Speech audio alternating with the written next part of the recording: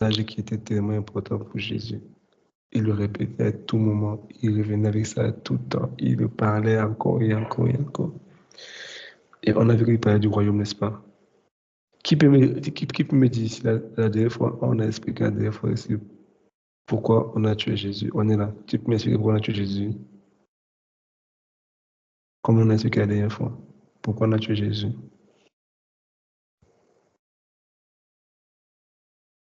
On est là.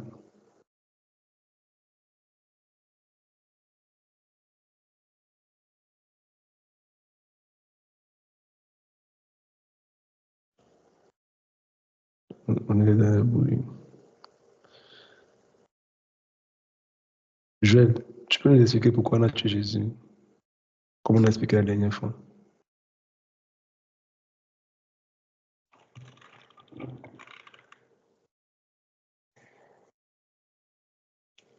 Je peux essayer. D'accord, vas-y, ton Nathalie. Merci, la Ok. Donc, la dernière fois, tu nous as fait comprendre que la raison pour laquelle on a tué Jésus, c'est parce qu'il parlait toujours du royaume.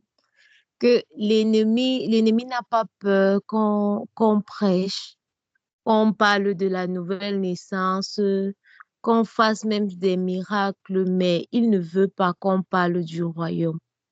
Il ne veut pas qu'on parle du royaume des cieux. Donc, que c'était ça en fait. C'était ça, ça dérangeait le fait que le Seigneur Jésus essayait toujours d'ouvrir les yeux de ses disciples sur le royaume des cieux. La majorité du temps, il disait toujours, le royaume des cieux est semblable à, le royaume des cieux sera comme ça, le royaume des cieux, etc. Donc, je crois que c'est quelque chose comme ça. On n'a pas de ça, n'est-ce pas? Merci beaucoup, Nathalie. Mais c'est que moi, je veux ressortir, c'est quoi? La dernière fois, on a dit que Jésus a enseigné, a prêché, a parlé du royaume. Mais on a dit que c'est le message que Jésus a déclaré dès son entrée en fonction, n'est-ce pas?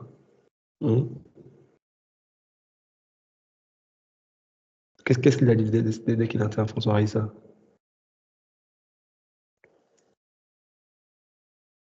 Qu'est-ce que Jésus a dit dès son entrée en fonction?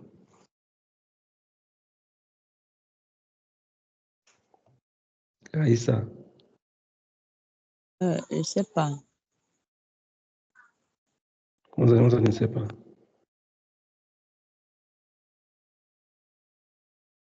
Qu'est-ce que Jésus a dit de son entrée en fonction? Le message qu'il a prêché de son entrée en fonction, c'est ce qu'on a dit, n'est-ce pas?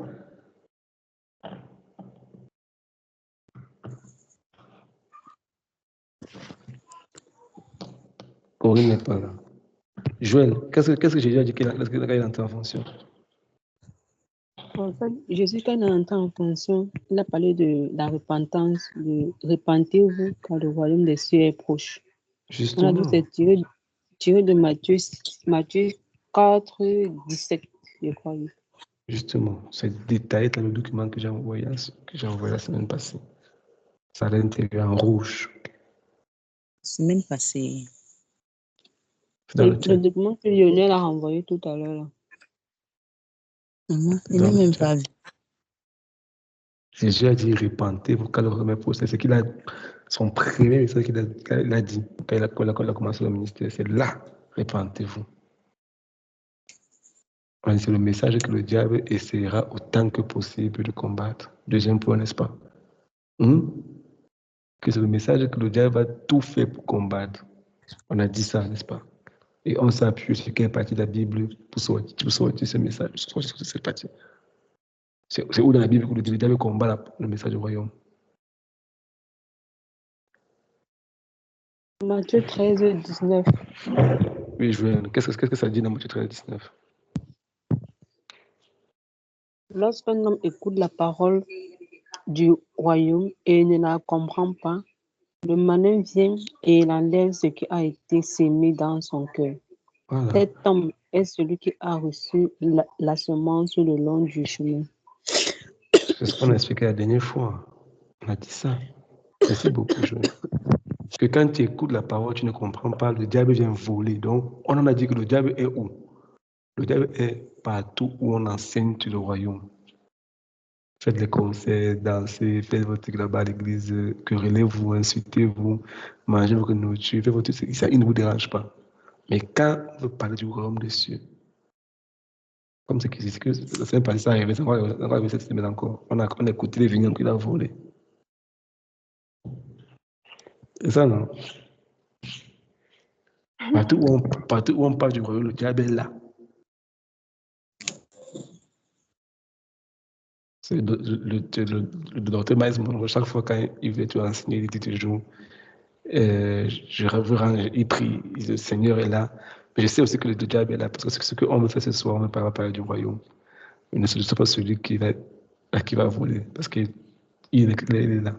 La Bible dit que quand tu entends la parole, les malins viennent voler. Il est là où on parle du royaume. Il est là. Et tu dois garder la parole dans ton cœur. C'est ce que Jésus a proclamé durant sa vie terrestre, n'est-ce pas? On a vu beaucoup de séries de versets où on a vu que durant tout son ministère, Jésus n'a parlé que du royaume, du royaume. Il n'a pas parlé d'autre chose. Il n'a pas créé, il n'a pas parlé d'église, il n'a pas parlé il ne parlait que du royaume. Quand il lit les évangiles, Jésus ne parlait de rien d'autre que du royaume des cieux. Mais nous, bon, la semaine passée, on a vu les 4 autres points. On a dit que c'est le message que Jésus a demandé à ses disciples de prêcher et d'enseigner, n'est-ce pas? On a vu ça la semaine passée.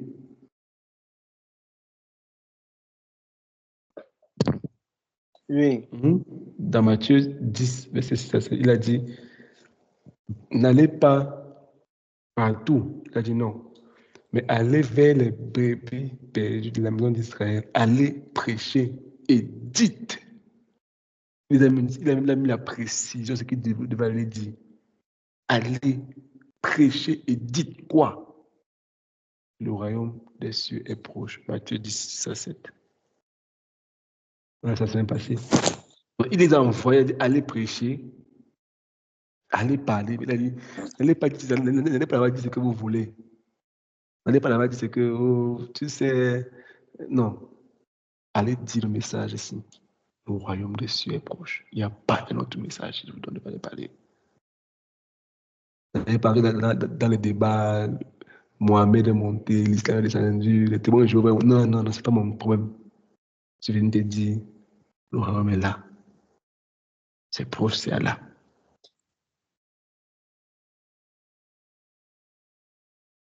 Le royaume des cieux est là. C'est quoi le royaume? Le royaume, c'est que il y a une vie qui est réservée pour toi. Il y a une gloire qui t'attend. Ah bon, oui. Tu peux sortir du royaume des ténèbres. Là, maintenant, tu es dans le royaume des ténèbres. Tu mens, tu vaux, tu tries, tu impulsités. Mais le royaume des cieux est venu pour te sortir dedans. Elle dit que le royaume des cieux est là. C'est qu'il a dit, allez prêcher. Après, il a dit, maintenant, guérissez les malades, chassez les démons.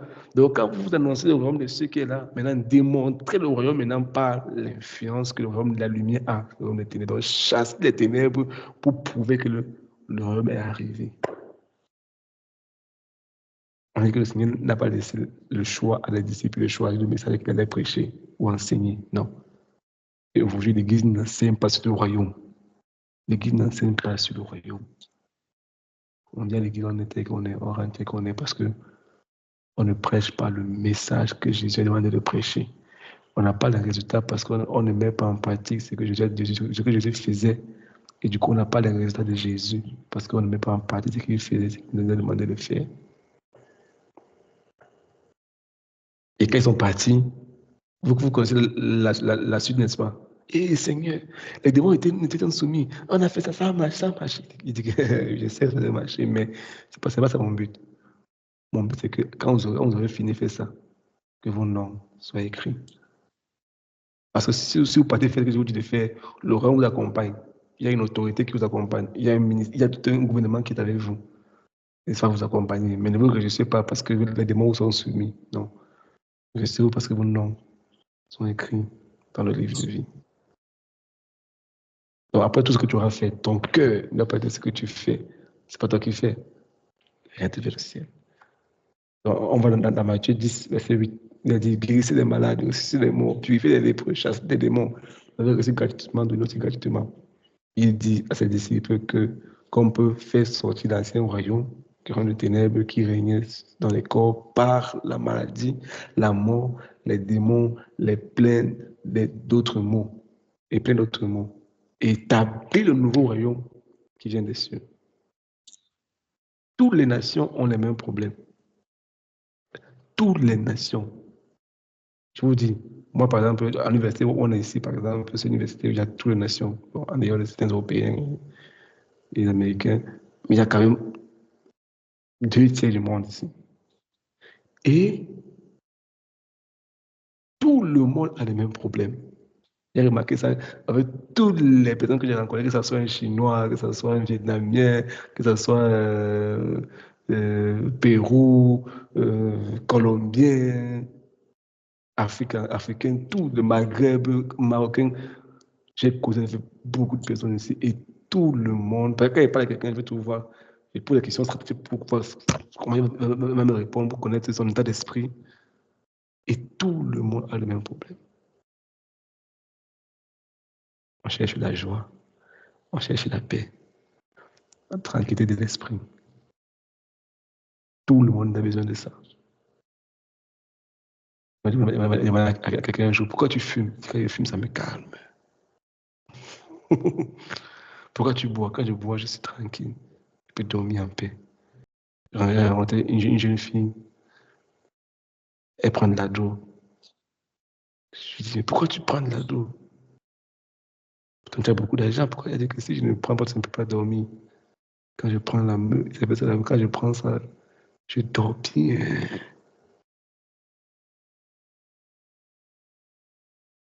Tout le monde cherche la joie, la paix, la tranquillité. Tu parles de Jésus, non, non, non, non, non. Moi, Jésus, moi, je ne fais pas ça. Moi, je ne veux pas. Il dit, mais moi, je dors tranquille. Moi, je n'ai pas besoin de fumer, pas besoin de boire, pas besoin de faire la drogue. Mais moi, je dors tranquille. Je me couche, je dors comme un bébé. Je ronfle, souvent, je bave même comme ça. Je dors. Mais toi, il faut dormir. Il faut dormir, il te faut la drogue. Comment tu fais ça? Il dit, oui. Si je ne prends pas ça, je peux rester là, je peux rester éveillé comme ça toute la nuit. Je ne dors pas. Il faut que je me drogue pour dormir. Je dis, c'est pas vrai. Tout le monde veut la joie. Mais elle a l'argent. Elle voyage comme elle veut. Elle a son argent. Mais elle n'a pas la paix. Elle n'a pas la joie, la tranquillité d'esprit. Elle n'a pas la tranquillité d'esprit. Mais Jésus a dit, le nouveau gouvernement est arrivé avec tout cela. Il est là. Donc nous devons pas aller prêcher autre chose que d'aller dire aux gens qu'il y a un royaume qui est là. Le royaume des cieux est arrivé. Ce message, quand j'ai découvert ça, quelqu'un que je ne serai plus jamais pauvre de ma vie. Je ne peux pas mourir pauvre. Parce que Dieu a mis des lois et des principes que si on respecte, il a dit la bénédiction. Il a dit, je donnerai à la bénédiction de te suivre. C'est Dieu qui a dit, n'est-ce pas? Il a mis des principes. Et si tu respectes ça, Dieu dit, moi, je donnerai à la bénédiction. Donc, quand tu vas partir, la bénédiction va te suivre. Partout où tu iras, on va marcher avec toi. Amen. Dieu a déjà régi des lois et des principes dans le royaume. Que quand tu appliques ça dans ta vie, comme par exemple, je donne une seule clé. On va voir les principes du royaume plus tard. Mais est-ce que vous savez que dans le royaume, tous les matins, on chante au roi?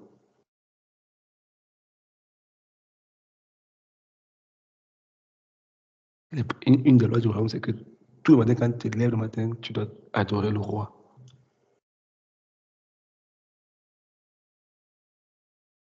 Vous savez, certains présidents parmi nous, à l'époque, qui avons fait des écoles, bon, l'école anglophone, et nos enseignants, nos maîtres étaient comment on dit ça? étaient des purs anglophones, du Bamenda et du Bamenda forcément, et Bouya. Des endroits qui étaient vraiment colonisés par les Britanniques. Et comme la Grande-Bretagne était un royaume, il y avait on les a inculqués en fait, qui venaient de là. Il faut pas aller au Nigeria, dans les pays anglophones, vous allez voir ça. Que tous les matins, quand les enfants arrivaient avant d'entrer en salle, il y avait des cantiques qu'on chantait.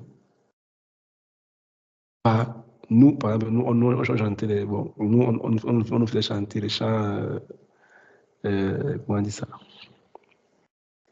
Les cantiques spirituels, les chants d'adoration. À l'école, on nous enseignait ça. Je vois qu'on nous a inculqué ça, que tous les matins, bon, même dans les écoles francophones, on faisait ça. Chanter les chansons des écoles françaises et tout ça, que les enfants chantent en France. Quand un royaume possède un autre royaume, tous les matins, une clé, c'est que on doit adorer le roi. Donc, quand tu es le matin, prends un temps, célèbre le roi. C'est le matin, lorsqu'on prie le matin, on prend toujours un temps le matin pour rendre grâce au roi, pour célébrer le roi, pour inviter le roi. C'est une clé dans le royaume des cieux. Il y a beaucoup de clés qu'on va voir plus tard. Donc, et après, on a vu aussi que quand Jésus a envoyé ses disciples aller prêcher le royaume, on a vu que qui sont ceux qui ont tué Jésus? Qui se rappellent? Qui sont ceux qui ont tué Jésus?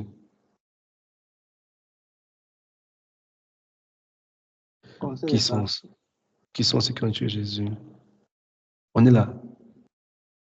Jessica, vous bloquez vos micros comme ça, moi je ne comprends pas.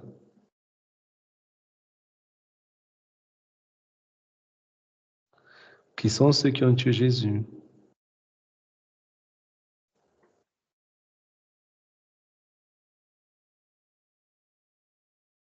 On est là qui doit répondre.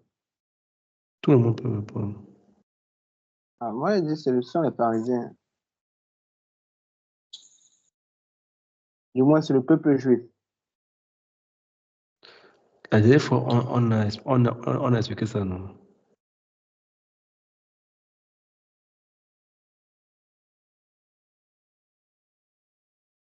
C'est que Peter n'a pas compris la question. Oui, c'est le peuple juif. Mais pourquoi ils ont tué Jésus? Ce que maman Nathalie a expliqué au départ, non? Parce que, étant déjà sous la domination romaine, et un peu que ce qui s'est passé autrefois quand certaines personnes se sont levées et ont levé la population. Justement. La dernière fois, on a expliqué. C'est ça que je veux que vous devez comprendre, en fait. Que les Juifs n'ont pas tué Jésus parce que Jésus les a insultés, qu'il y a des vipères et tout ça. Non. C'est pas ça le problème. La dernière fois, j'ai expliqué clairement la dernière fois. Ils ont tué Jésus pourquoi? Ils ont tué Jésus parce que Jésus prêchait un autre royaume. Et il était sous l'influence romaine.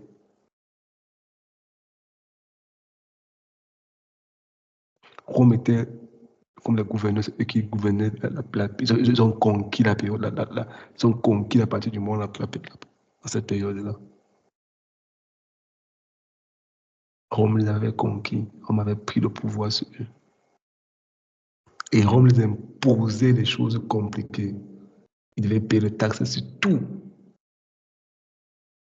Bon, comme demain, j'ai appris que bientôt au Cameroun, on va payer les taxes par individu. Que même si tu fais n'importe quoi, tu vas payer les taxes maintenant. Ils payaient les taxes sur tout. C'est ce qui dit donc, ça va chauffer. Pardon? Je dis que c'est ce que je voulais dire, tonton Franck, bientôt ce sera comme chez les Juifs ici. C'est ça, n'est-ce pas? J'ai appris ça que demain, bientôt au Cameroun, on va payer les taxes par individu. Même si tu fais n'importe quoi, tu vas payer les taxes. Et ça, c'est quand un gouvernement commence déjà quand un gouvernement est en train de faire comme ça, et bon, je ne vais pas entrer dans la politique, mais et c'est ce que Rome faisait subir à Israël. On les imposait des choses qu'ils ne comprenaient pas. On les forçait à faire des choses. Et puis, ils disaient ouais, qui va nous faire sortir. Il paye les taxes pour les enfants. Tu travailles, tu dois payer les taxes, ton revenu. Tu as le champ, tu dois donner une partie, que tu dois les récoltes, tu dois payer pour ça. C'était vraiment, ça t'absorbait. Mais, je reviens dessus pour que vous devez comprendre très bien que c'est le message du royaume qui a fait en sorte que Jésus parte à la croix. Qu'est-ce qui s'est passé maintenant? C'est quoi? C'est que quand ils étaient sous cette influence, il y a plusieurs leaders qui se sont levés, comme par exemple Maurice Kamto se lève au Cameroun, ou bien, c'est pas le Cabral Libi, on dit que non, on va changer les choses. Et quand ils se lèvent, l'armée sort et puis on les tabasse, on les massacre. On s'en prend un peu. Ils font tuer les jeunes. On tue les gens. Parce qu'il les a mobilisés. Non, il faut que ça s'arrête. Les bons, nous allons marcher, allons dire que ça s'arrête. Et puis, les bons, on les sacrifie, on les tue. Maintenant, Anne, qui était un sacrificateur, il voit comment les gens étaient tués à 2 reprises. On dit des millions de personnes ont été tuées. Maintenant, Jésus arrive, il fait des choses, il lève des foules. Les gens commencent à suivre Jésus comme pas possible. Ils se disaient, mais ce garçon-ci, ce qu'il est en train de faire là, on a peur que tellement les gens ne se marchent. Il marchait à 12 000 personnes qui le suivent. Ils partent, ils sont derrière lui. Ouais, il marche, il monte. Ils ont eu peur. Ils ont eu peur. Et non, on va te faire notre roi. Et puis, il fait pas, il se cache. Et puis, Anne dit quelque chose. Une personne meurt. N'est-ce pas?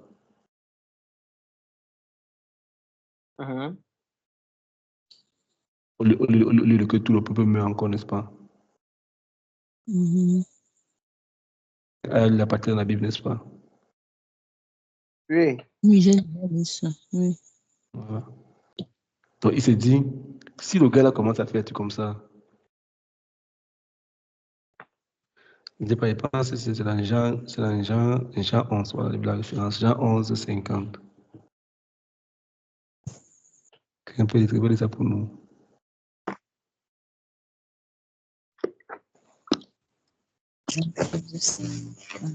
Tu peux lire à partir du verset 48.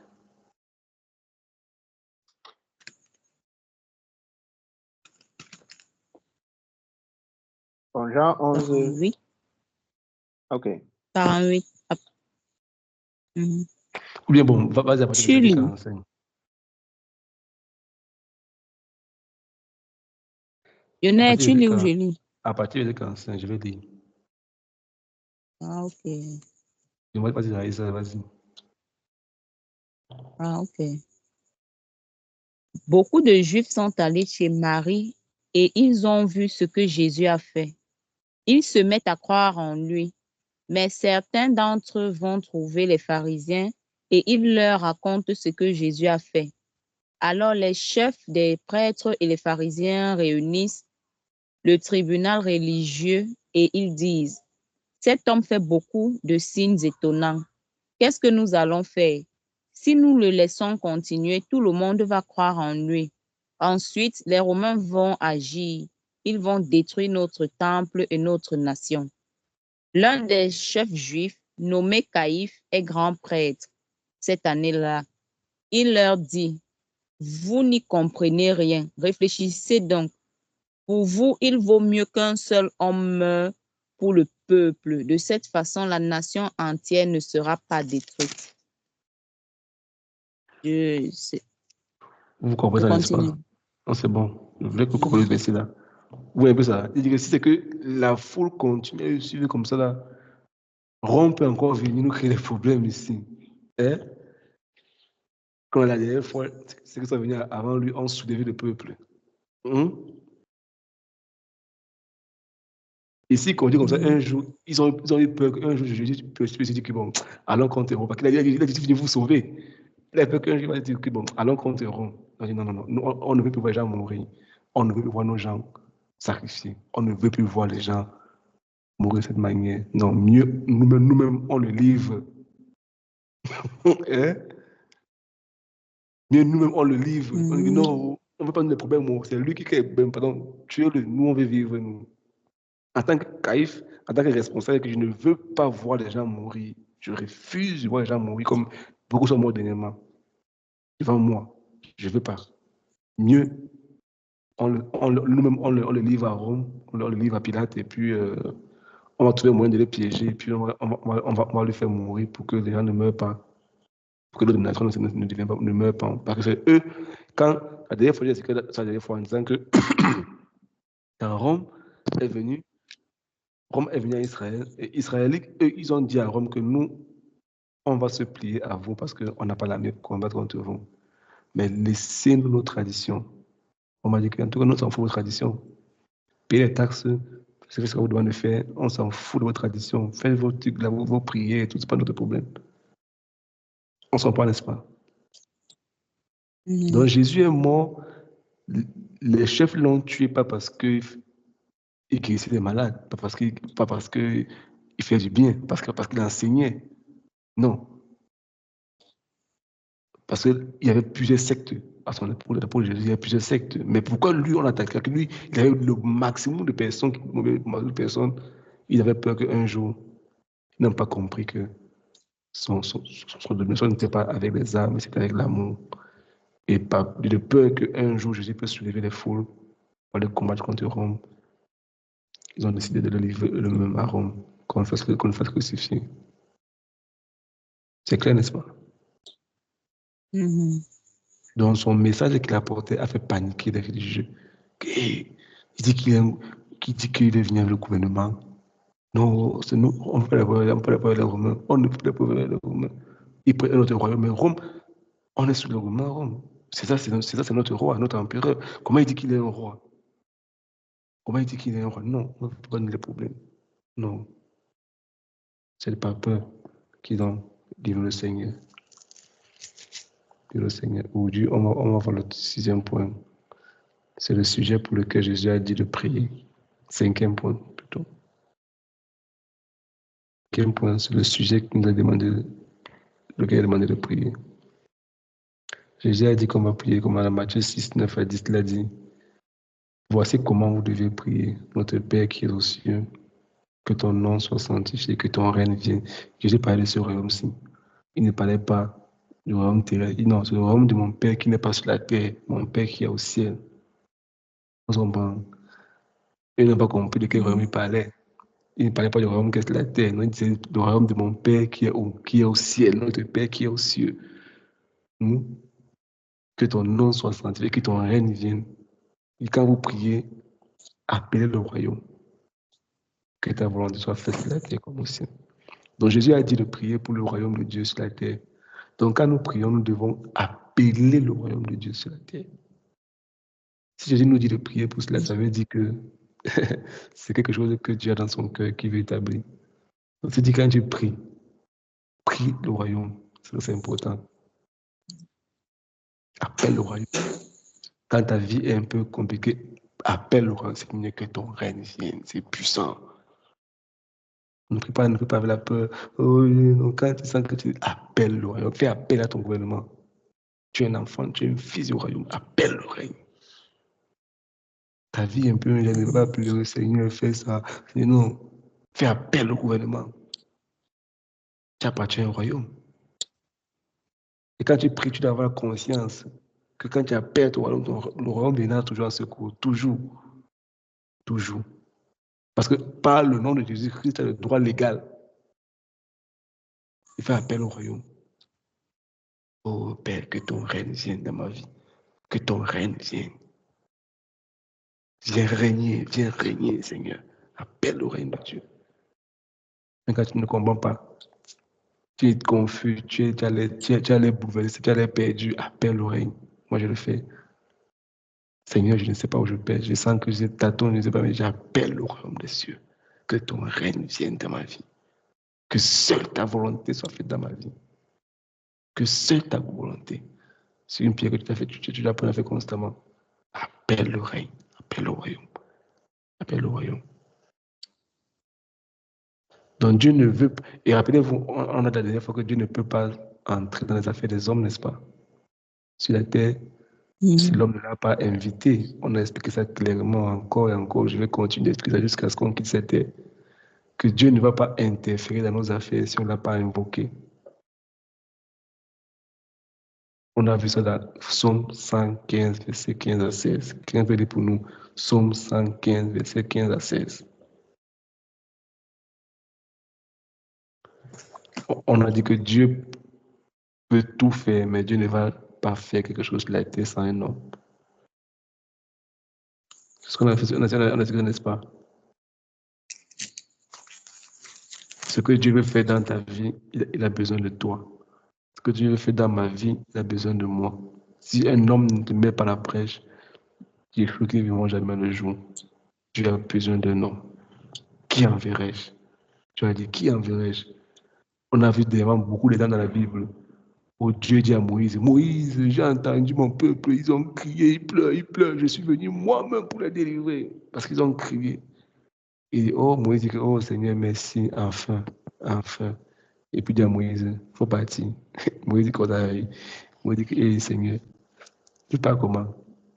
Tu as dit que tu es venu délivrer. Moi, il dit que je ne pars pas là-bas en Égypte. Moïse dit que là-bas, on va me tuer, je ne mets pas mes pieds là-bas.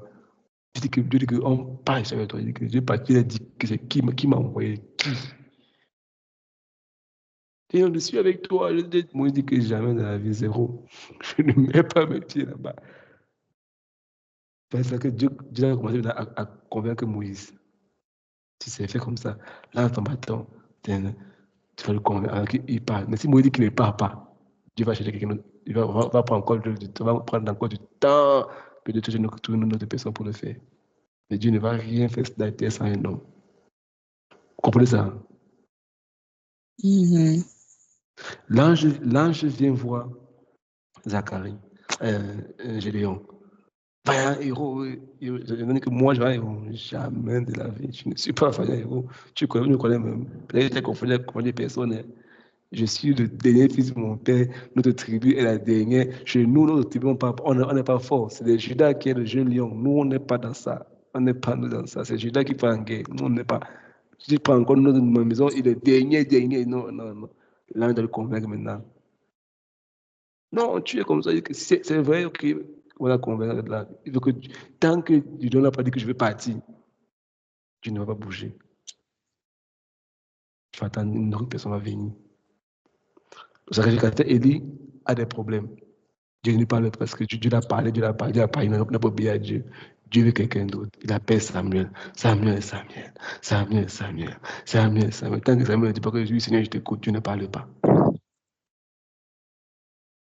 Il faut que je dise, oui, papa, Seigneur, je t'écoute. Il parle maintenant, il fait la volonté de Dieu maintenant. On s'entend? Voilà Goliath qui est là. Goliath est là, il veut détruire, il veut challenger Israël. Il dit, amenez quelqu'un, mon Dieu. Tant que David ne se lève pas, la pierre qui doit tuer Goliath, Dieu ne met pas la puissance à l'intérieur.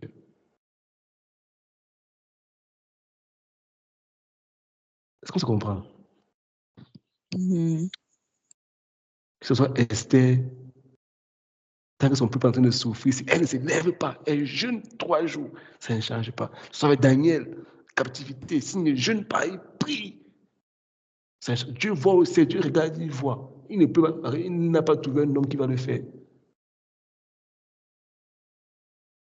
Donc Dieu a besoin de toi. Et je dis, quand tu pries, appelle le royaume. Toi, l'homme, je suis prêt, Seigneur. Te voici. Donne-moi ce que j'ai besoin de faire. Donne-moi ce que j'ai besoin pour faire ta volonté. Parce que sans un homme, Dieu ne va pas le faire. Autour de toi, il y a tellement de gens qui ont des problèmes. Je connais quelqu'un aujourd'hui, elle avait tellement de problèmes, elle me parlait, et puis je disais, oh Seigneur, il y a des gens. Mais Dieu voit, Dieu veut lui dire, mais peut-être Dieu lui parle, mais comment ils vont comprendre? Comment ils vont comprendre? Dieu a besoin de toi pour aller démontrer l'amour, pour aller parler. Quelqu'un qui se met en parlant avec, pendant qu'elle m'expliquait le problème, elle parlait avec moi, elle parlait avec moi. Après, elle me dit que tout le temps, je me sens. Je dis, en parlant avec quelqu'un, c'est ça à l'aise. Mais elle va prier dans sa chambre, c'est vrai. Mais il faut causer avec quelqu'un aussi. Et Dieu, cette oreille-là, écouter pendant 1h30 au téléphone, elle te parle, tu es là, tu écoutes. C'est une grande guérison, c'est une grande paix dans son cœur pour elle. C'est un réconfort pour elle. Dieu veut, mais Dieu ne va pas tout faire sans que nous ne sommes pas là. Psaume 115, 15 à 16.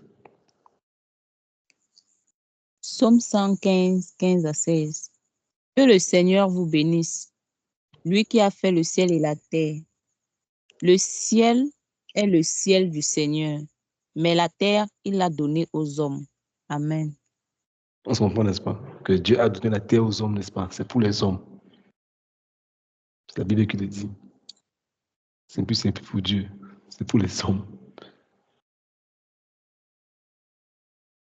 Ça, c'est la terre des hommes. Et je dis à quelqu'un, si tu veux avancer rapidement dans la vie, ne néglige pas les hommes. Tu ne connais pas qui ne sait pas qui a ta destinée récemment. Non, moi je prie seulement Dieu. Prie Dieu, c'est vrai, mais tu auras besoin d'un homme. Tu auras toujours besoin d'un homme. Dans tes relations, ne t'amuse pas avec les relations. Ne te sépare jamais avec quelqu'un que le poisson. Ne fais jamais l'effort. Ne fais jamais cet effort de t'amener les relations. Même ce que tu as raison. Fais toujours l'effort de sortir de la relation avec la paix. Parce que tu auras besoin des hommes. Tu ne connais pas quelqu'un qui connaît quelqu'un qui connaît quelqu'un. Les relations sont fondamentales, c'est une parenthèse. Donc, voilà pourquoi si l'espèce humaine n'invite pas Dieu selon le bon protocole, il n'intervient pas dans les affaires des hommes. Donc, il cherche la coopération et l'invitation de l'homme pour agir sur la terre. Dieu cherche la coopération et ton invitation pour agir sur la terre. Et déjà dit, quand tu pries, dis que ton règne vienne. Et quand tu dis ça, sois conscient que tu es en train d'inviter. Toi, tu es un homme. Et il a donné la terre aux hommes. Quand il dit que ton règne, tu as donné le droit légal. Père, je t'invite que ton règne vienne. Donc, pour voir Dieu agir, il faut l'inviter. Dieu cherche parmi eux un homme. N'est-ce pas? Voilà encore ensemble Ézéchiel 22, verset 30.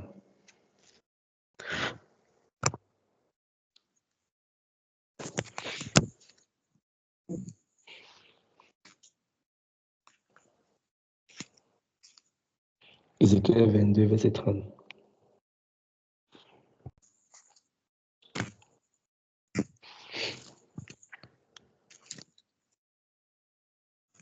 Ézéchiel 22, verset 30.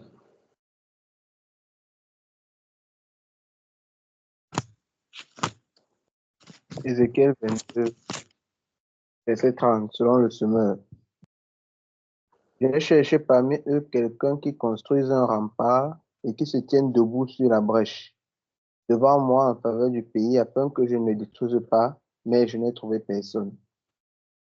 Vous voyez ça? Je dis que je cherche quelqu'un qui va faire quelque chose pour qu'ils se tiennent. Je ne trouve pas, je ne trouve personne. Je dis que je ne vois pas. Hein? Donc Dieu veut faire quelque chose. Il cherche quelqu'un qui va faire quelque chose. Je cherche.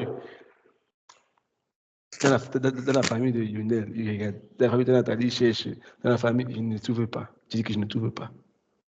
Donc Dieu dit que je suis limité, je suis bloqué. Si je suis bloqué, ben, je ne vois pas un homme. Je ne trouve pas.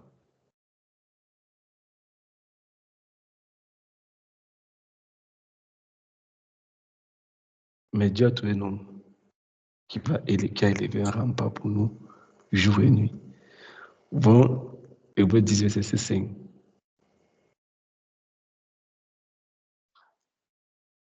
Hébreux 10, verset 5. Mais Dieu a trouvé un homme. Quand tu comprends ça, quand tu comprends Ézéchiel 22, verset 30, tu vas voir aussi pourquoi Jésus visite la terre comme un homme. Hébreux 10, verset 5. Hébreux 10, verset 5. C'est pourquoi, au moment où le Christ va entrer dans le monde, il dit à Dieu, tu n'as pas voulu de sacrifice ni d'offrande, mais tu m'as fait un corps. Amen. Tu m'as fait un corps, n'est-ce pas? Pourquoi? quand je suis venu intercéder, c'est cet homme-là qui se place à la brèche. Tout le détruise au nom de Jésus. Et il a dit qu'il est où? Il est en train d'intercéder. Jésus a intercédé tout auprès du Père. C'est un homme. L'homme que Dieu cherchait, il a trouvé ça en Jésus-Christ. Il n'a trouvé personne. Dieu s'est formé un corps pour venir sur la terre pour résoudre les problèmes des hommes. Pour voir l'amour de Dieu. Et pour le moment sur la terre, il a besoin de ta coopération à toi. J'ai déjà dit, pour que Dieu agisse dans ta vie, tu dois l'inviter. Si tu n'invites pas, tu pleures. Seigneur, après, moi j'ai toujours dit que Dieu ne peut pas prier par pitié. C'est ça, non? Ouais, imagine un peu. Toi, tu as violé quelqu'un. Tu as violé une femme. Tu as commis un crime. On t'a mis au tribunal. Tu es coupable. Puis tu commences à pleurer au tribunal. Tu pleures. Quand tu pleures, qu'est-ce que les juges font? Les avocats, là, qu'est-ce qu'ils font souvent? Quand les gens pleurent, qu'est-ce qu'ils font?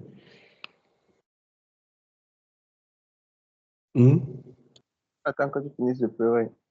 Tu laisses pleurer, n'est-ce pas? Monsieur, calmez-vous. Tu finis, ok, d'accord, on va continuer le procès maintenant. C'est le peu de mal pour le tribunal.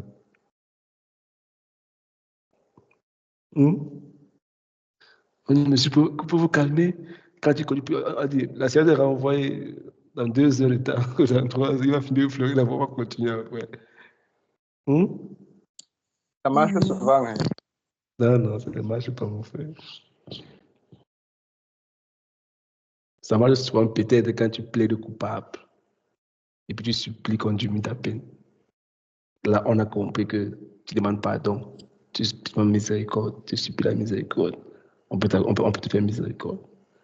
J'ai compris, j'ai fait une faute, pardonnez-moi, tu pleures, pardonnez-moi. Là, c'est compréhensible. Tu suis un protocole. Tu demandes pardon.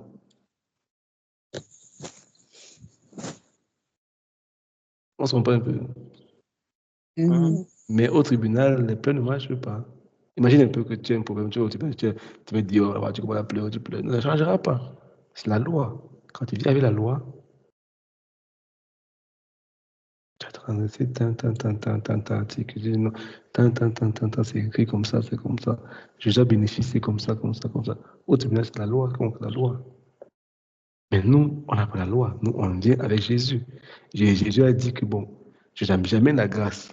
Mais dans la grâce, là, pour pouvoir avoir directement, c'est quand vous passez par moi, c'est la manière de prier, invoquer le royaume. Si vous venez avec le royaume là. Jésus ne pas de le libre de faire tout ce qu'on veut faire au nom de la grâce. Non. Même dans sa grâce, il a mis des protocoles qu'on doit suivre. On s'en prend.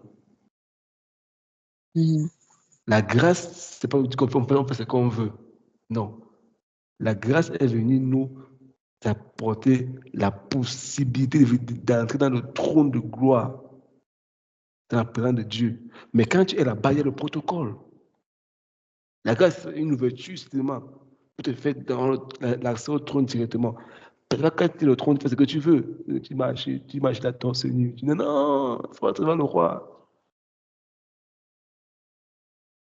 On passe devant le roi. Je me rappelle d'une histoire qu'on m'avait racontée. Il y avait un homme qui avait rencontré, il était parti voir, je ne sais pas si c'était le roi de quel pays.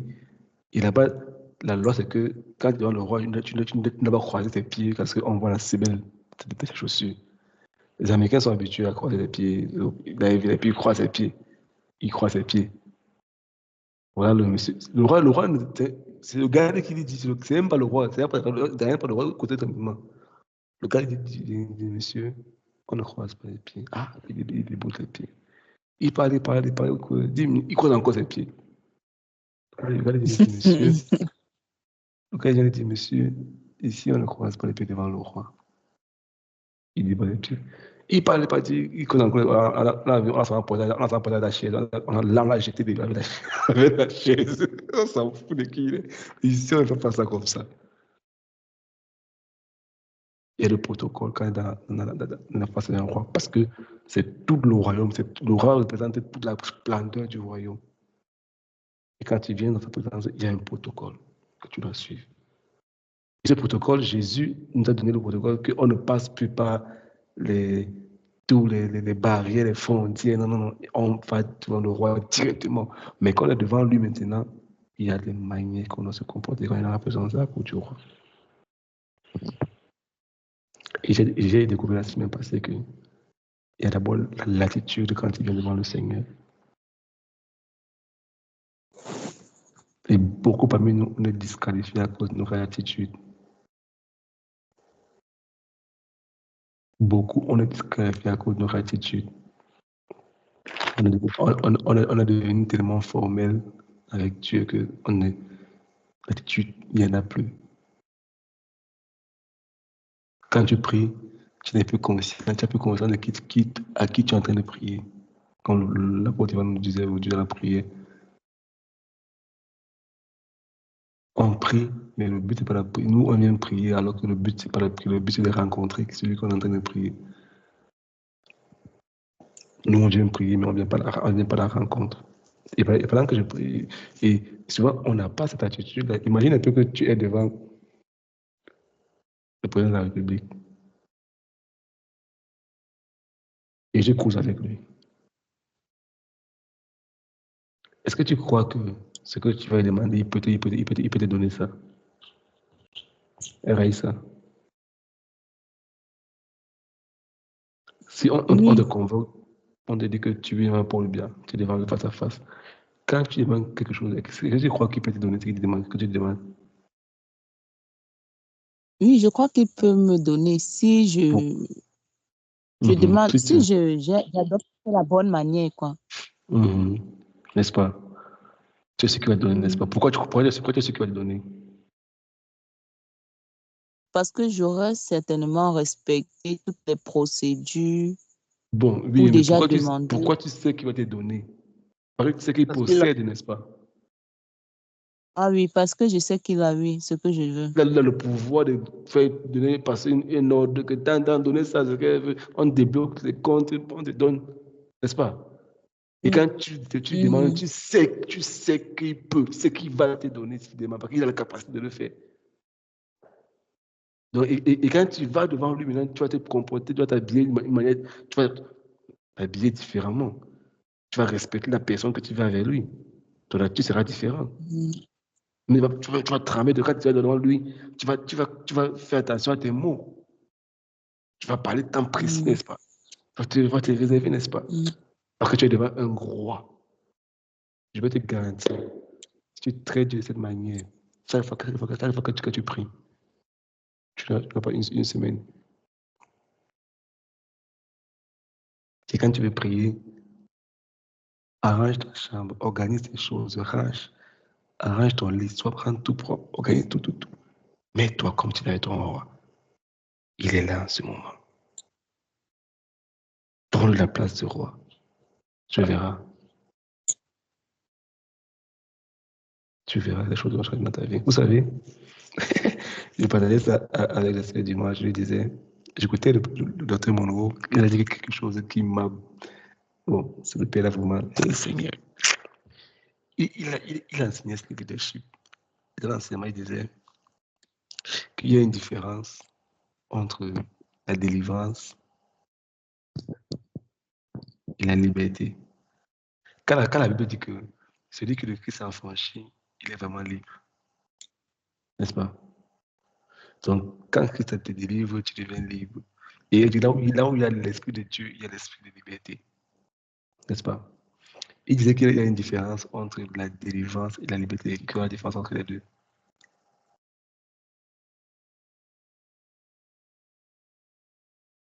On délivre celui qui était possédé. Celui qui... Non, je ne connais pas. Mais moi, je pense que la délivrance signifie qu'on était d'abord possédé. Non, pas forcément possédé. Il y a une différence entre la délivrance et la liberté. Quelle est la différence entre les deux? On est connaît. Qui connaît Raïs, ça connaît, Jessica connaît. Joël, c'est Nathalie.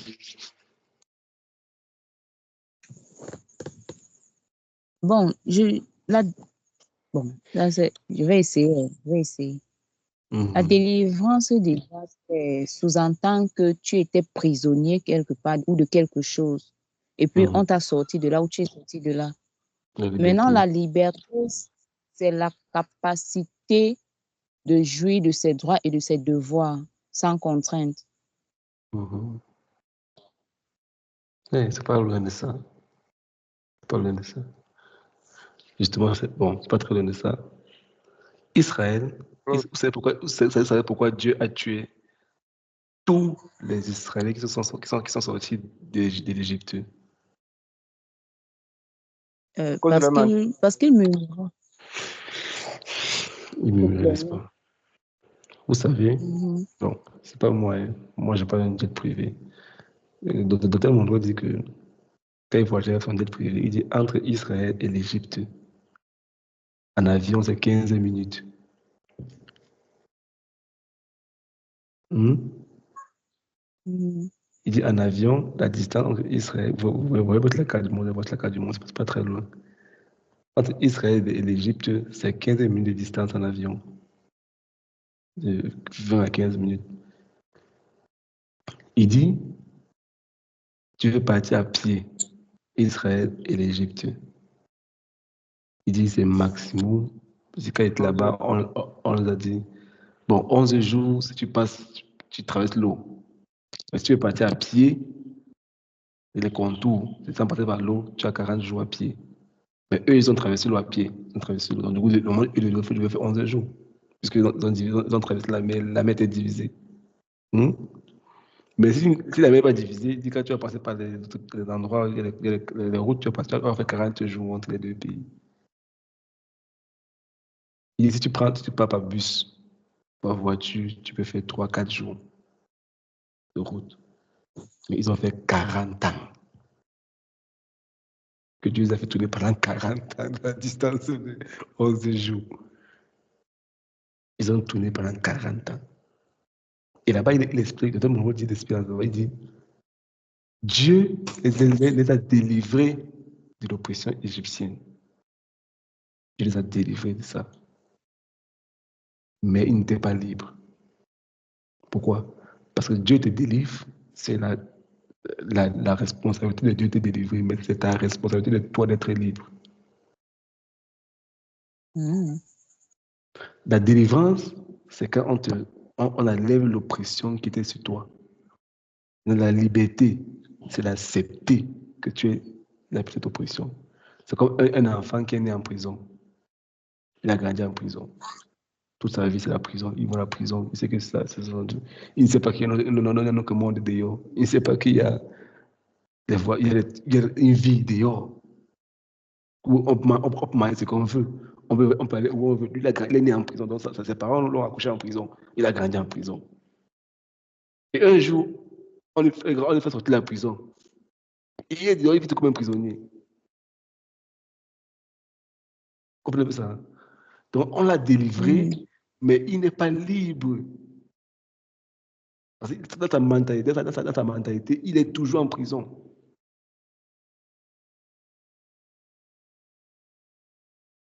Il y a beaucoup parmi nous, on a accepté Jésus, mais on n'est pas libre dans nos pensées. On prie Dieu, mais on pense toujours que Dieu, c'est comme le Dieu qu'on nous a enseigné quand on était encore des là, que non, Dieu est ci, Dieu est ça. On ne sait pas que c'est notre Père qui nous aime, qui prend soin de nous. On n'est pas libre de notre manière de vivre avec lui. On ne veut pas respecter ce qu'il a préparé pour nous. Oui. C'est un peu comme quelqu'un, par exemple, qui est au Cameroun. Dieu te délivre de certaines choses, te délivre de certaines, t'amène ailleurs. Mais tu arrives là-bas, tu vis toujours la même mentalité.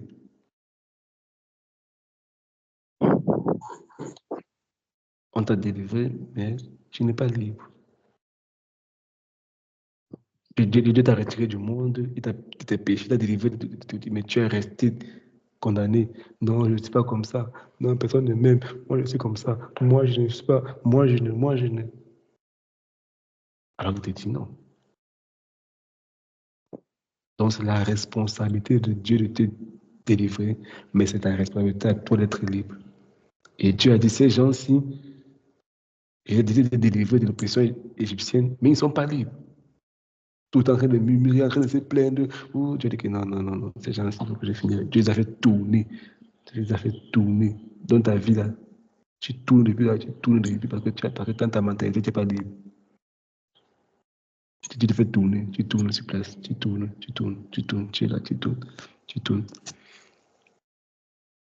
Parce que tu vis comme un prisonnier.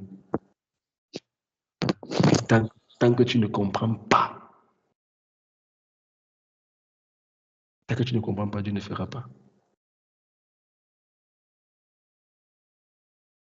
Donc, on disait que Jésus a dit de prier selon le royaume. Prier selon le royaume. 6e point, le dernier point qu'on va voir aujourd'hui, c'est ce qu'il faut rechercher, poursuivre constamment.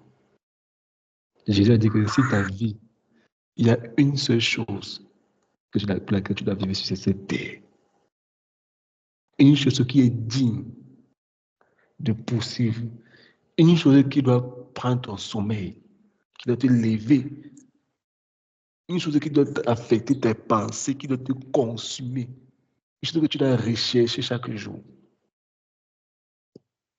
Matthieu 6, 31 à 33. Matthieu 6, 31 à 33. On lit rapidement et puis on clôture.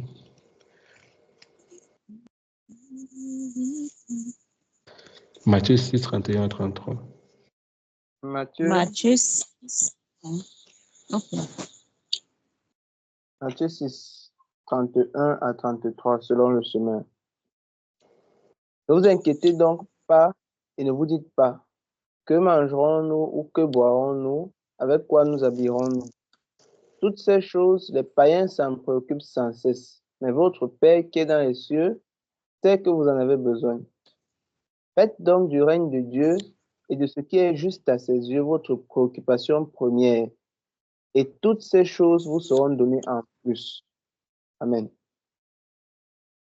Donc, ça veut dire que quand tu pries, normalement, quand il est le matin, tu vas seulement dire, oh, papa, que ton règne vienne. Demande le règne. Cherche la justice. Cherche le royaume. Quand tu ouvres ta Bible, là, quelles sont les clés du royaume à l'intérieur? Qu'est-ce que je dois faire? Je prie de tout mon cœur que vous compreniez ce message. Je prie de tout mon cœur que vous n'écoutez pas seulement ça et puis ça reste dans votre... On oublie demain matin. Je prie de tout mon cœur, Seigneur, que ce message reste dans le cœur. Que tu dois chercher le royaume. Jésus nous a dit de ne pas s'inquiéter pour les choses de la terre, le mariage, les voitures, les maisons. Mais juste de prier et de rechercher le royaume. N'oubliez jamais, on n'est pas en train de dire qu'on n'a pas fait ces choses-là. Non. Non. Mais le but, la motivation, c'est de faire avancer le royaume. Tu veux être riche, tu veux l'argent. Pourquoi tu veux l'argent? Dieu a dit à Salomon, tu veux quoi? Il dit, je veux prendre soin de ton royaume. Il dit, waouh, petit a vu. Petit a vu. Tu veux ça pourquoi? Cherche le royaume. Aligne-toi, positionne-toi en phase avec le royaume.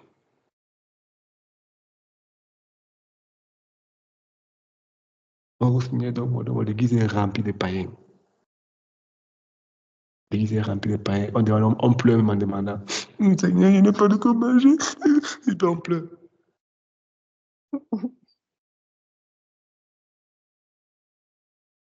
Il dit que païen, ton père sait de quoi tu as besoin. Ton père sait de quoi tu as besoin. Oui, l'église est remplie de païens. C'est triste, mais on fait comment? J'écoutais quelqu'un de qui disait que c'est qui là, disait que si on enlève l'église et les bars, l'Afrique va se développer. C'est faux. Les pays sont développés ici parce qu'au départ, ils ont appliqué les clés du royaume. Les États-Unis, l'Europe, tout ça, c'est la Bible qui a commencé. Ils ont appliqué jusqu'aujourd'hui. Les constitutions, les lois sont fondées sur la parole de Dieu. C'est maintenant que le diable est en train de faire les choses dans le coup de la tête. Toutes les lois qui sont régies des nations, c'est appliqué sur la parole de Dieu. Vous ne savez pas.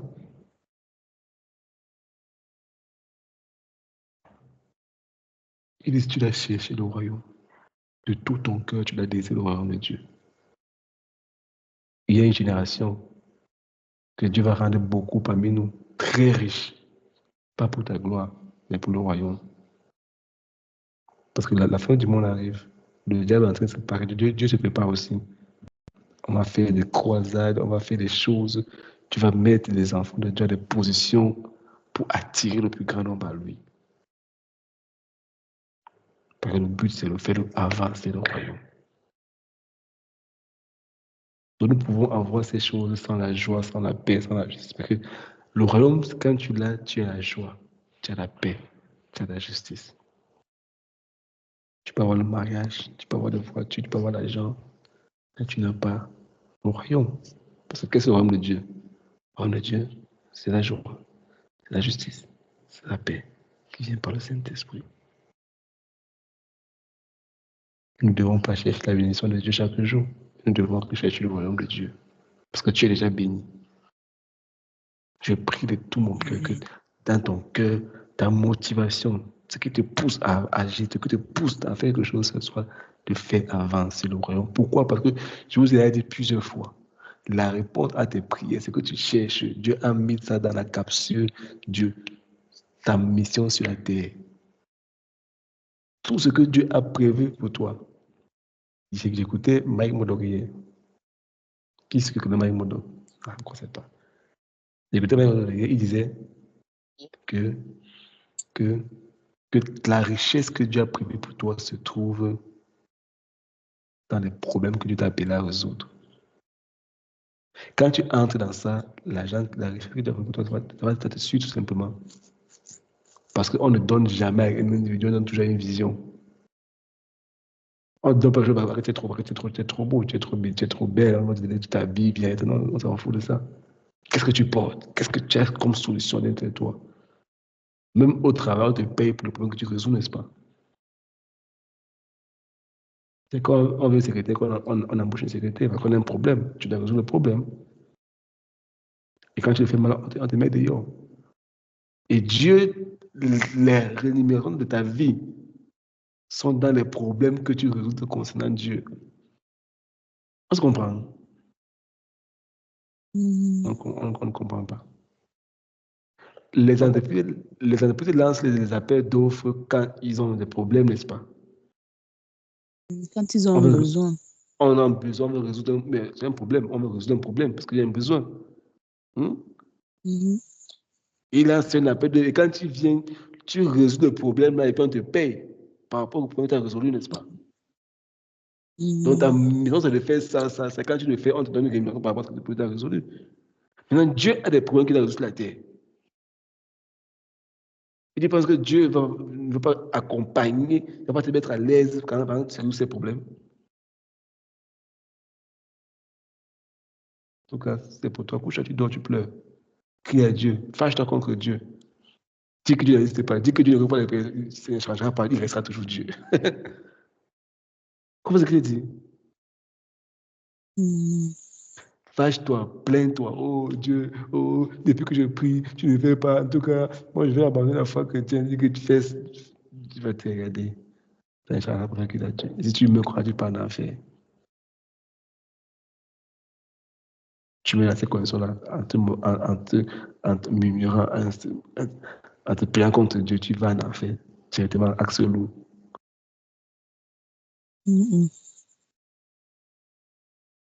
Mais les réponses à tes prières, ce qui doit t'accompagner ta vie et dans les problèmes que tu résous. Quand tu entres dans ça, tu mets ton pied dans ça, tu vis dans les problèmes que tu dois résoudre, la richesse t'accompagne. La richesse t'accompagne. C'est un cadeau. La bénédiction te suit seulement. Tu pars par là, on te donne. Pense ça. Ça t'accompagne. Quand tu es dans les problèmes qu'il faut résoudre, tu ne manqueras jamais de rien. J'ai dit que quand je dis que je cherche le royaume, je dis pas que tu dois rester là prier, jeûner. Non. Quel est le problème que le royaume a sur la terre que tu dois résoudre? Quand tu as trouvé ce problème, tu le résous. Toute autre chose t'accompagne dans la mission là que le royaume a pour toi. On se comprend? Mhm. On ne va pas dire que non, ne ment pas, ne faut pas. Non, c'est pas ça.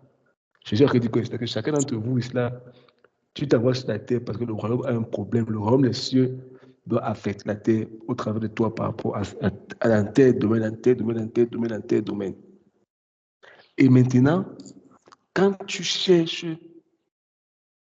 ce problème que le royaume a te concernant et que tu résous ce problème, que la justice, tu résous ce problème, toute autre chose va t'accompagner.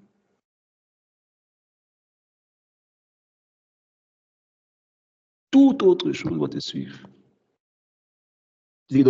Donc ta quête, c'est le royaume. Comment je vais faire expandre le royaume de Dieu? Qu'est-ce que Dieu attend de moi? Je dois parler à quelqu'un, je dois évangéliser, je dois prier pour les paroles de connaissance. Comment je vais étendre le royaume? Qu'est-ce que Dieu veut étendre? Ce n'est pas pour toi, c'est le royaume qu'il faut étendre. Il faut travailler pour le ciel. Il faut travailler pour le ciel. Et je t'accompagne. Quand tu as la mentalité là, tu verras que l'ennemi viendra tout le temps pour te combattre.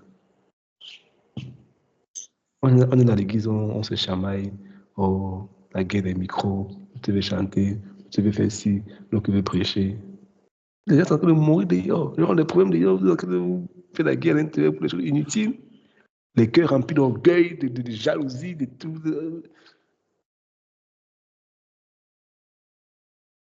On perd le temps. On perd le temps. Des critiques, des plaintes. On est de la pauvre. Alors que tes bénédictions, tes ressources sont là. On t'attend dehors. Il y a un homme riche. Tu ne connais pas, que peut-être son fils ou sa fille un problème, tout ça, tu ne connais pas, qui est malade, tu as prié pour lui, tu imposes les mains, il est guéri. C'est fini. Ta vie a changé. Tu ne sais pas. Quelqu'un qui a un problème, tu as venu, tu as donné un conseil, tu as donné une parole de connaissance. Ah, je te vois, tu me dis que il fait 2-3 ans, il vient. Il donne. Ouais. J'ai raconté l'histoire du pasteur à la débrouille, n'est-ce pas? Un jour, il fait une croisade. Voilà, un homme, un millionnaire nigérien vient lui voir avec 2 millions. 2 millions comme offrande. On m'a dit que vous êtes. Tu m'as mis à quelle vidéo de cette offrande. Il vient, il donne 2 millions. Pendant qu'il donne 2 millions, parce à débrouiller pour lui. Il dit, quand il finit après, il dit à cet homme, l'année prochaine, tu viens avec le double de cet argent. Et puis quand il parlait dans son cœur, il disait, mais c'est que les hommes de Dieu vraiment sont terribles, ils aiment l'argent, les cupides. Donc il parlait que c'est qu'il a porté petit, c'est que c'était dans son cœur. Et parce qu'il avait porté, il a cru, il est rentré. L'année prochaine, il venait avec le quadruple. Il venait avec le quadruple, l'argent, il venait demandant pardon. Papa, pardon. Quand il était passé, moi je suis venu, et puis j'étais murmuré, tout ça. Mais quand c'est parti, Dieu m'a multiplié fois 4. J'étais abondamment béni, j'ai porté le quadruple. Comment on voit? Je ne sais pas. Je ne sais pas. C'est qu'il doit t'accompagner quelque part à quelqu'un. Moi j'ai connu, Dieu m'a connecté avec des personnes dans ma vie qui m'ont aidé, qui ont aidé par rapport à les gens. C'est quelqu'un qui dit que non, je connais quelqu'un qui connaît faire ça. C'est un bon petit, ah ouais, je vois son contact.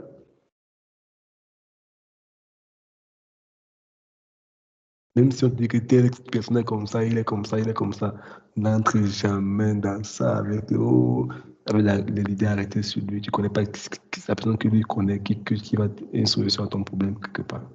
Tu ne connais pas. Ne fais pas les idées sur les gens. Si X est un problème, Y n'achète pas son problème. Sois tranquille. Tu as une destinée, tu as une vie. Ne t'amuse pas avec les relations. Cherche le royaume. Cherche le royaume. Je pense on va s'arrêter ici. C'est moi si vous voulez qu'on continue. Non, pas pour aujourd'hui, s'il te plaît.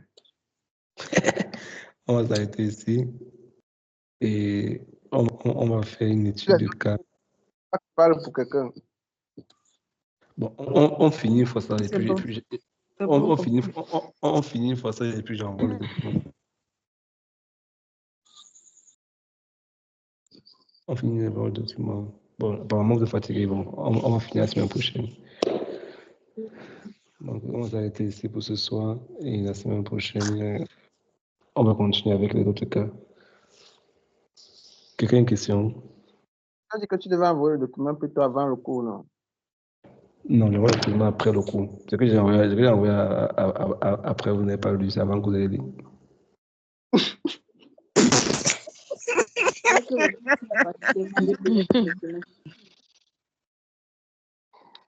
Ok. Oh. Et s'il te plaît, pardon, pour le document que tu as envoyé là, on fait comment pour remplir ça?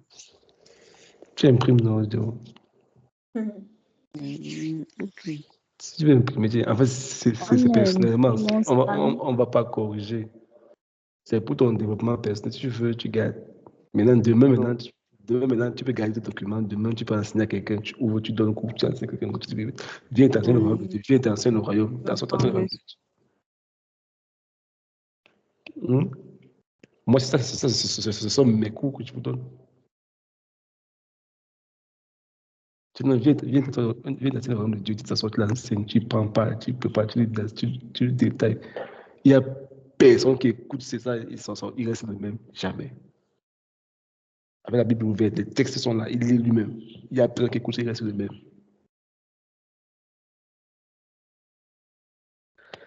Donc, que le Seigneur nous bénisse. S'il n'y a pas de questions, il va y avoir d'autres questions.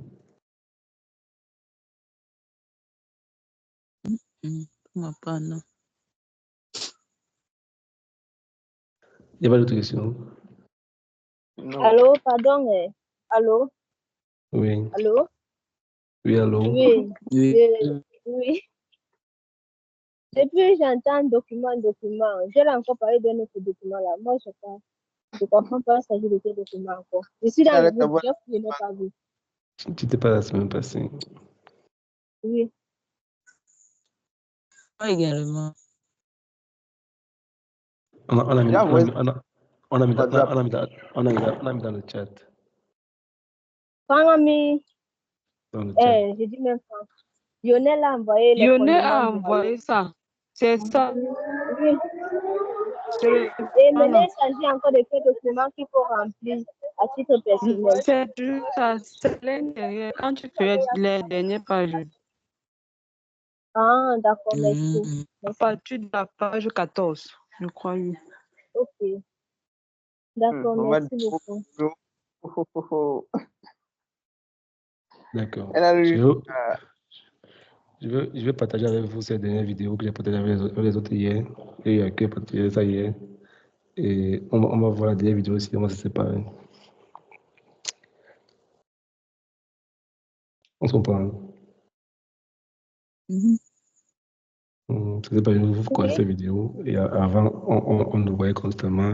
Et il y a que il y a des qu'on partage ça. Il Donc, ressemble à mon professeur de biologie. je vais partager.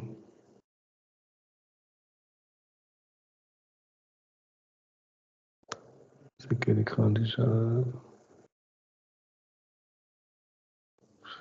Est-ce que tout le monde voit l'écran?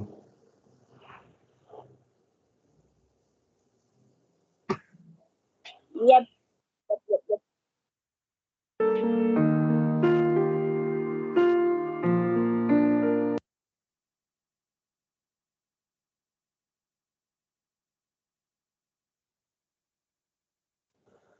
Est-ce que tout le monde écoutait le son avant que je le mette pause? Oui, J'écoutais. j'ai D'accord. écouté.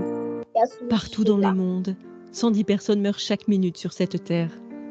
Peu importe votre couleur de peau, votre niveau social ou encore votre croyance spirituelle. La Bible déclare que chacun d'entre nous sera jugé selon le bien ou le mal qu'il aura fait, étant dans son corps. Les hommes rendront compte de toute parole vaine qu'ils auront proférée.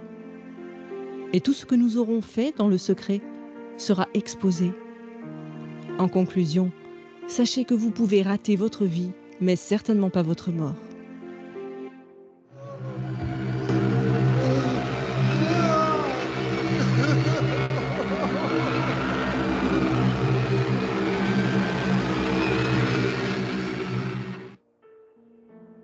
À ce rendez-vous, certains seront qualifiés de bons et fidèles serviteurs et entreront dans la joie du Maître.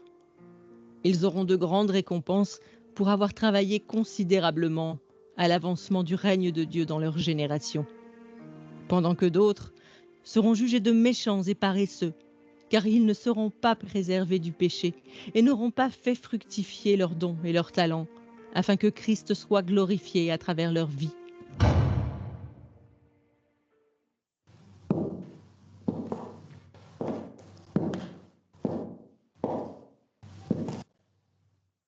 Laissez-moi vous dire, la véritable question à vous poser, avez-vous accompli le but pour lequel Dieu vous a créé?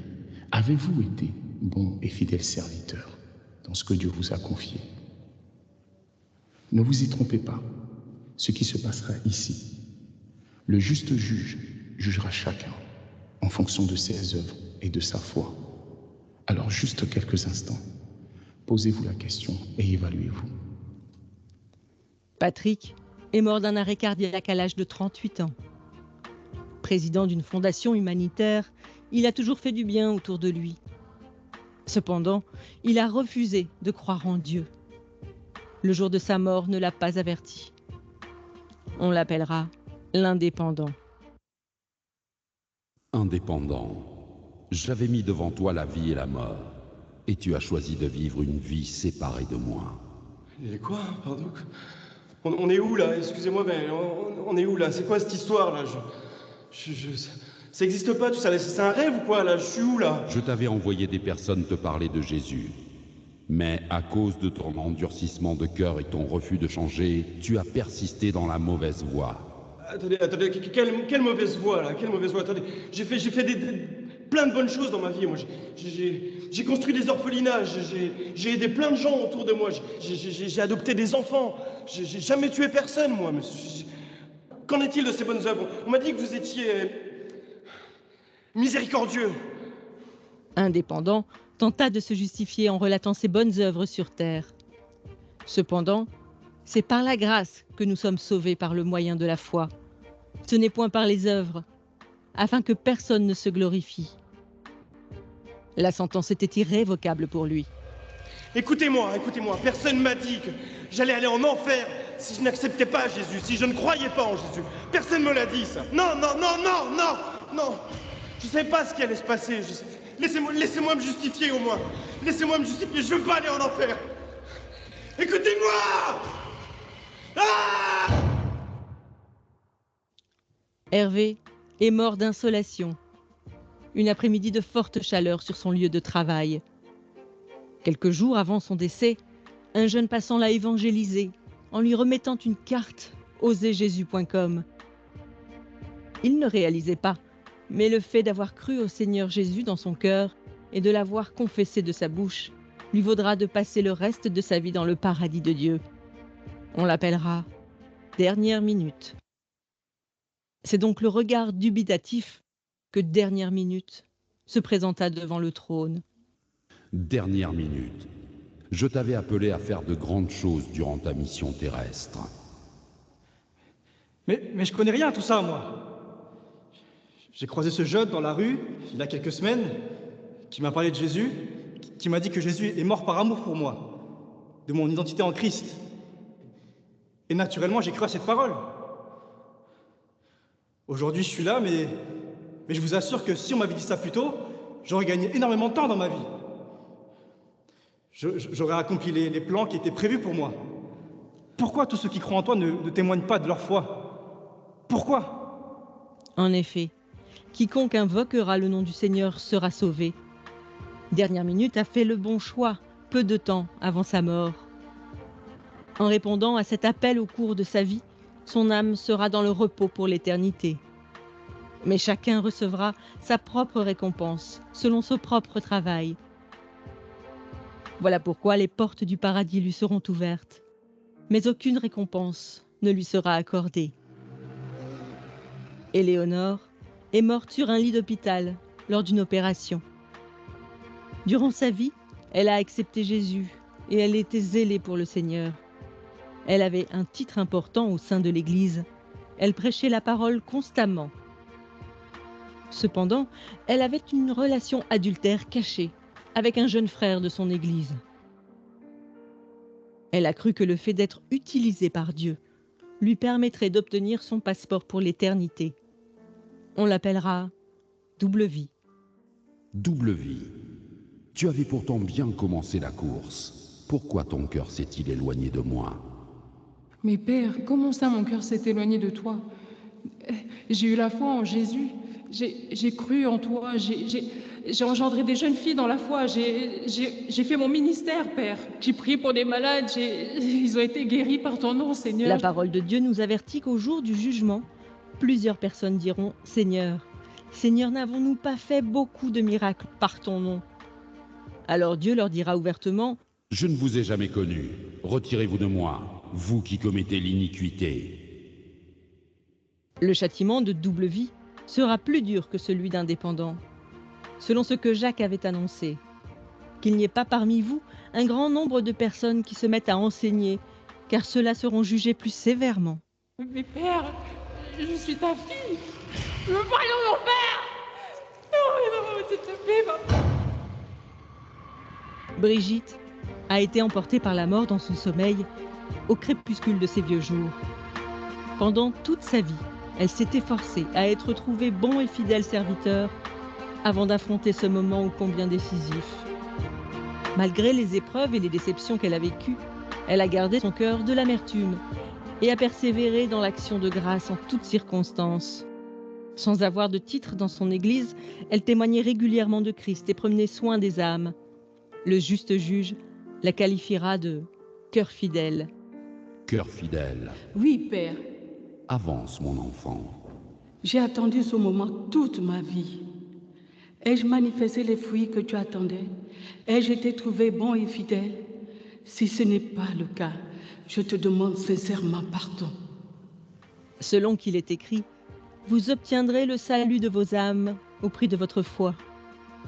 Cœur fidèle rejoindra le Père. Cependant, elle fut surprise de voir que Dieu l'avait appelée à mettre en place une multitude de choses, comme une fondation pour les femmes veuves de son pays. Merci, Seigneur. Merci, Seigneur. Merci. Ces histoires nous exposent à ce à quoi nous serons confrontés. Indépendant est peut-être tout simplement votre collègue ou votre voisin, à qui vous n'avez jamais parlé de Jésus. Il sera jeté dans le feu éternel qui a été préparé pour le diable et ses anges pour l'éternité. En réalité, par votre obéissance à l'évangélisation, un de vous aurait pu lui éviter cette fin tragique. Bien qu'étant sauvé, Dernière Minute versera tout de même des larmes de regret. N'ayant pratiqué aucune bonne œuvre que le Seigneur avait préparée pour lui, il n'obtient aucune récompense, mais sera sauvé comme au travers du feu. Beaucoup de croyants n'allant qu'à l'église le dimanche et n'œuvrant pas dans le ministère verseront des larmes ce jour-là. Malgré son service pour Dieu, double vie passera l'éternité dans les flammes de l'enfer, car on demandera beaucoup à celui qui a beaucoup reçu. Si vous aussi vous vivez dans le péché, bien qu'étant en Christ, confessez-vous aujourd'hui, car nul ne sait ni le jour ni l'heure, mais le Maître arrive. Enfin, cœur fidèle a été jugé de bon et fidèle serviteur. Cependant, elle ne recevra qu'une partie des récompenses éternelles. Sa vie nous témoigne qu'il est possible de bien finir la course avec Dieu. Qu'en est-il de vous? Serez-vous trouvé bon et fidèle serviteur, ou serez-vous qualifié de méchant et paresseux serviteur? Préparons-nous, car Jésus revient bientôt, et chacun de nous aura à comparaître devant le tribunal de Christ.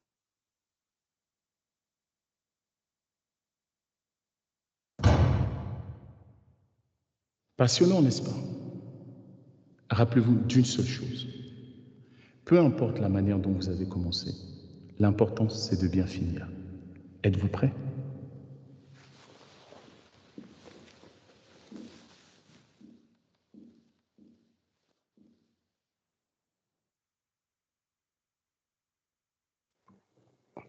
Amen. Amen. Amen. J'espère qu'il n'y a pas de commentaires à faire. Non, c'est clair la vidéo, n'est-ce pas? Ça donne la chair de poule. Ça donne la chair de poule. Hein. La vérité, c'est ce que c'est quand tu seras confronté qu'on va quitter ce monde. Donc, mais tu te prépares, mais tu fais ce que tu appelles à faire. Ce que tu le veux ou pas. On va passer par ce tribunal.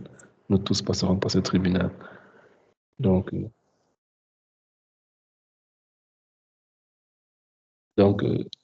lève-toi, lève-toi. Bonne nuit à tout le monde, Seigneur. Je te remets à tes enfants que tes mains. Père, nous nous confions à toi durant cette nuit. Père, que les paroles que nous avons entendues aujourd'hui puissent produire des fruits, Seigneur, dans nos cœurs, dans nos vies, afin que nous puissions manifester, Seigneur, ta volonté et de faire tout ce que tu nous attends à faire, Seigneur. Père, accorde-nous la grâce. Accorde-nous la grâce, Papa, de marcher dans ta volonté.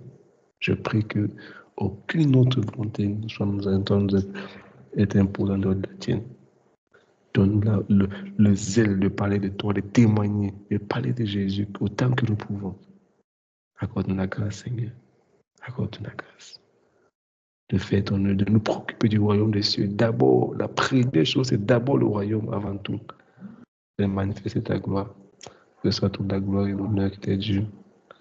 Au nom de Jésus-Christ, nous avons ainsi prié. Amen. Amen.